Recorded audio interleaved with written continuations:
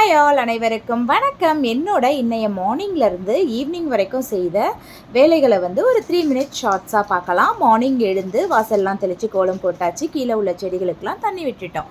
அதுக்கப்புறம் பார்த்திங்கன்னா சாதம் வடிச்சிட்டு உருளைக்கிழங்கு வந்து பாயில் பண்ணி வச்சாச்சு பொரியல் பண்ணுறதுக்கு. அத்தையை வந்து சாம்பார் செய்ய சொல்லிட்டேன். அதுக்குள்ளே மேலே போய் துணியெல்லாம் காய போட்டுட்டு செடிகளுக்கெல்லாம் வந்து பார்த்திங்க அப்படின்னா தண்ணி ஊற்றியாச்சு. இந்த ரோஜா செடி மட்டும் ரொம்ப பூச்சி அரிச்சா மாதிரி இருக்குது. அது என்னன்றதை ஈவினிங் வந்து தான் பார்க்கணும். அதுக்கப்புறம் பார்த்திங்கன்னா ஸ்கூல் போயிட்டு ஈவினிங் வீட்டுக்கு வந்துட்டோம். கொஞ்சம் நேரம் ரெஸ்ட் எடுத்துகிட்டு இந்த புதினா கில்லுன்னு அந்த காம்பெல்லாம் வந்து ஒரு ரப்பர் பேண்ட் போட்டு தண்ணியில் போட்டு வச்சுருந்தேன். அதெல்லாம் நல்லா முளைச்சி வேர் விட்டு வந்திருக்கு. அதே மாதிரி வெத்தலை கட்டிங்ஸும் வந்து ஒரு 3 கட்டிங்ஸ் கொண்டு வந்து போட்டு வச்சேன். அதுலேயுமே வேர் பிடிச்சிருக்கு.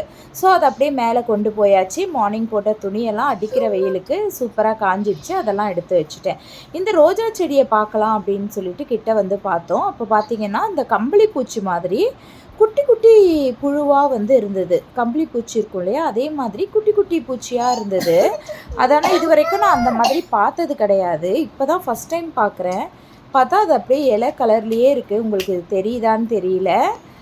அதுக்கப்புறம் ஃபுல்லாகவே வந்து ட்ரிம் பண்ணி விட்டுட்டேன். ரோஜா செடி ஃபுல்லாகவே ட்ரிம் பண்ணிவிட்டேன். ஏன்னா பக்கத்தில் இருக்க செடிகள்லாம் பரவிடும் அப்படின்னு.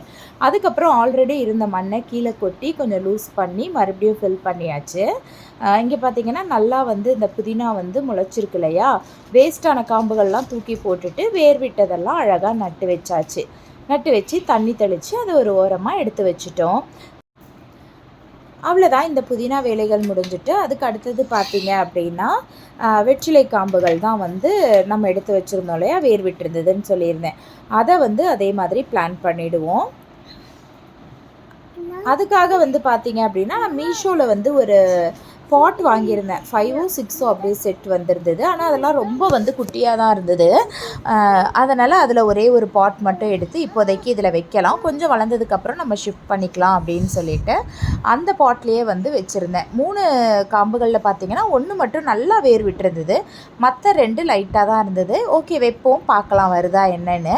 இதனோட அப்டேட்ஸ் வந்து உங்களுக்கு நான் லேட்டராக வந்து போடுறேன் எப்படி இருக்குன்னு சொல்லிட்டு. அதுக்கு அடுத்தது இந்த ரோஜா செடிகள் வந்து இந்த ட்ரிம் பண்ண இல்லையா, அந்த ட்ரிம் பண்ணதுலேருந்து கொஞ்சம் அந்த காம்புகள் வந்து தடிமனாக இருந்தது, ஒரு 3 எடுத்திருந்தேன்.